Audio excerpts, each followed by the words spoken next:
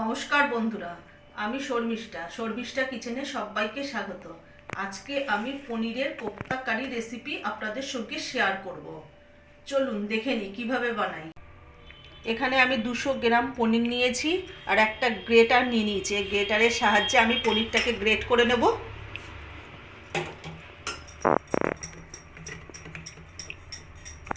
আমি এইভাবে গ্রেট করে নেব সম্পূর্ণ পনিরটা।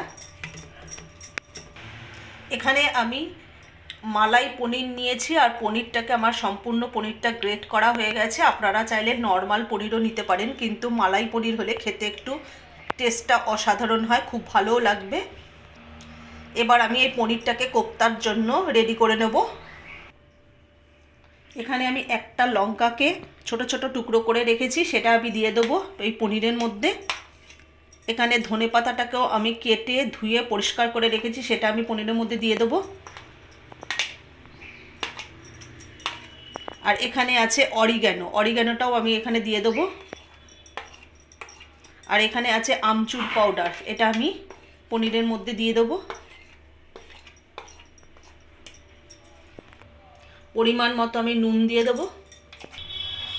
আমি এখানে অল্প একটু চিনি দিয়ে দেবো, আপনারা চিনিটাকে স্কিপ করতে পারেন। আমি এখানে 4 চামচ ময়দা দিয়ে দেবো।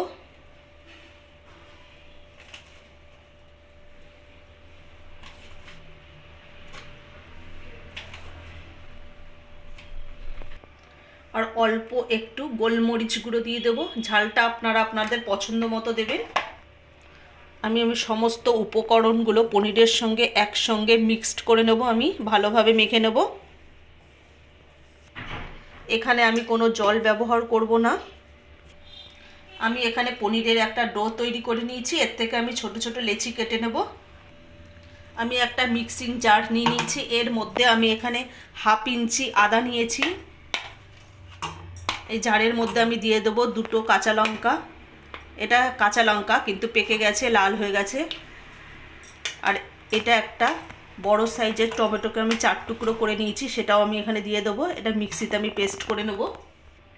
আমার মিক্সিতে পেস্ট করা হয়ে গেছে।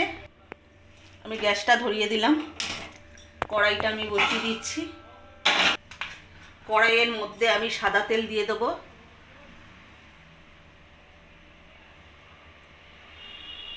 এটা সাদা রিফাইন অয়েল।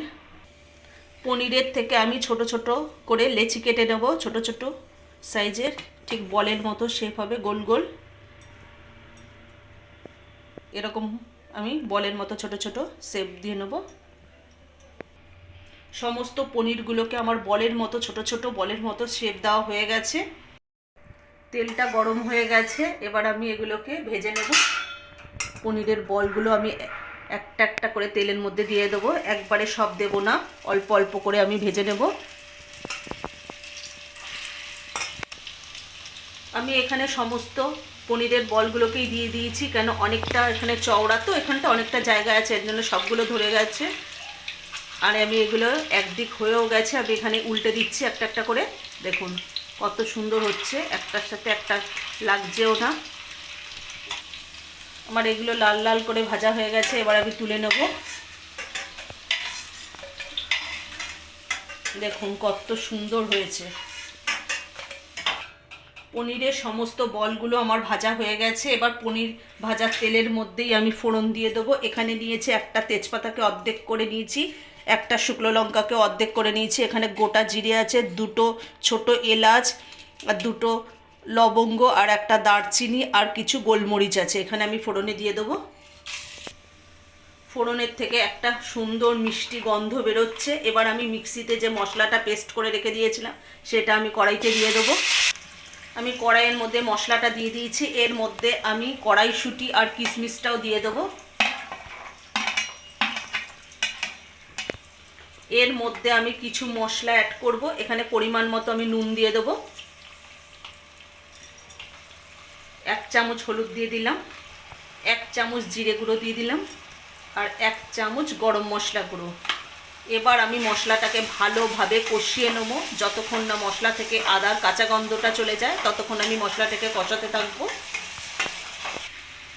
এখানে আমি কাজু বাদাম আর টক দই আমি মিক্সিতে একসাথে পেস্ট করে নিয়েছি, এটাও আমি মশলাতে মধ্যে দিয়ে দেবো। এখানে আমার মশলাটা সুন্দরভাবে কষানো হয়ে গেছে, মশলার থেকে আদার কাঁচা গন্ধটাও চলে গেছে। আর এখানে কি সুন্দরভাবে দেখুন তেল ছাড়তে শুরু করে দিয়েছে মশলা থেকে।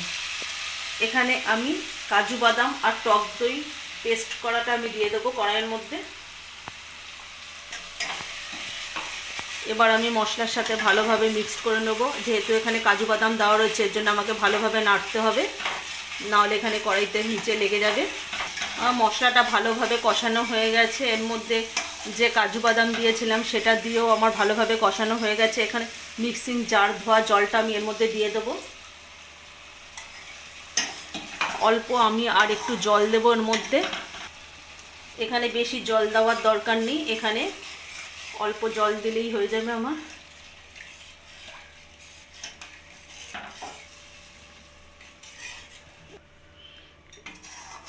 এবার ভালোভাবে আমি নাড়িয়ে নেব। নাড়িয়ে আমি যতক্ষণ না ফুটে যায় ততক্ষণ আমি অপেক্ষা করব, ফোটার অপেক্ষা করব। গ্রেভিটা ভালোভাবে ফুটে গেছে এখানে। এবার আমি পনিরের বলগুলো দিয়ে দেবো। আর ওপর থেকে একটু কসুরি মেথি দিয়ে দেবো।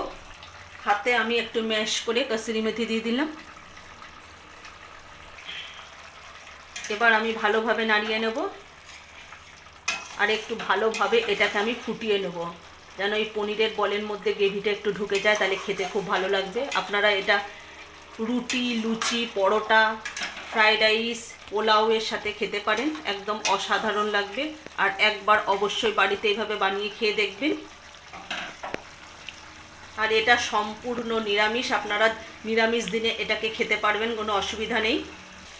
আমার পনিরের কোপ্তা কারি একেবারে রেডি। এবার আমি নামিয়ে নেব। আমার পনিরের কোপ্তা কারি একেবারে রেডি।